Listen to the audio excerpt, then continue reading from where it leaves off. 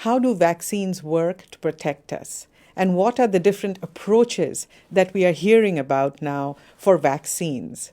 Hello and welcome to Science in 5. I'm Vismita Gupta Smith, and this is WHO's Conversations in Science. Explaining this and more today is WHO's Dr. Catherine O'Brien. Welcome, Kate. Thank you so much. Kate, explain to me how vaccines work with our body to protect us. Vaccines, what they do is they are a part of the germ that our body can recognize and develop an immune response to, so that the next time that we see the real germ, there are already fighters in our body to protect us against the infection.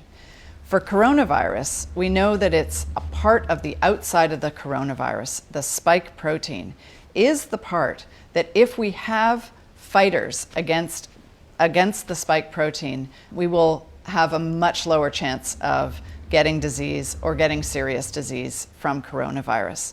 And the fighters that what I'm speaking about, those are called antibodies. It's the part of our immune system that is the part that can attack that particular part of the virus. So we're hearing about different terms like mRNA and different approaches. Explain that, please. So all of the vaccines are ultimately trying to do one thing. They're trying to get that part of the virus, the spike protein that I just spoke about, into the body so that our immune system can develop antibodies against the spike protein. And there are two big categories of approaches to do that. The first approach is just put in the vaccine part of the spike protein or the spike protein itself. And the second category is give the instructions for how to make the spike protein and let the body produce the spike protein.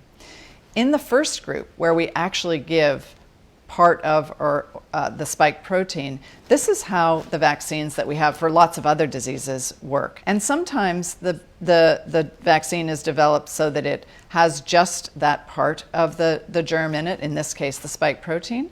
And in other cases, what is given is a highly weakened or even killed version of the virus that still has the spike protein on it. So there are different strategies within that first category of giving the spike protein.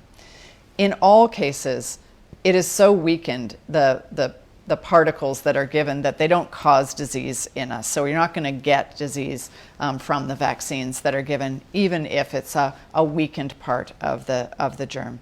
This second category, where we're giving the instructions to the body on how to make the spike protein, this is a new strategy that's being used.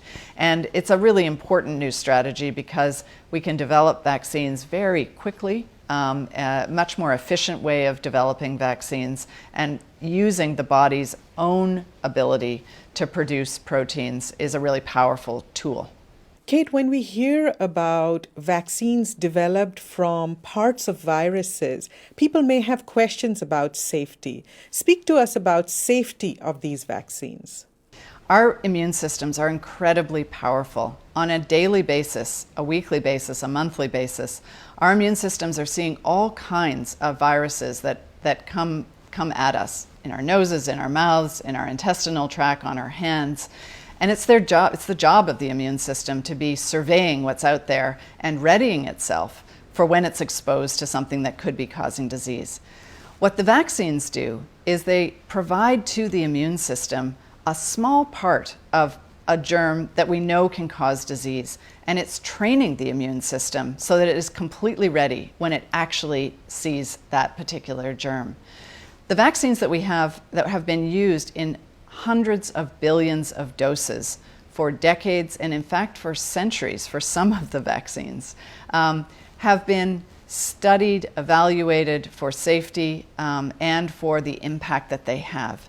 And we have a safety system for all vaccines that is constantly looking at the information about the performance of the vaccines and picking up any issue around safety that might arise in the future. So I think we can be really well assured that we have a very strong system in place to both look at safety, assure safety before a vaccine is authorized for use, and will continue to monitor safety even after it is deployed for widespread use. There you have it, Dr. Catherine O'Brien explaining how vaccines protect us. Remember, there is a lot of misinformation about vaccines out there. So please share this information with your loved ones, with your friends and your networks, and be the source of scientific, evidence-based information. Until next time then, stay safe, stay healthy, and stick with science.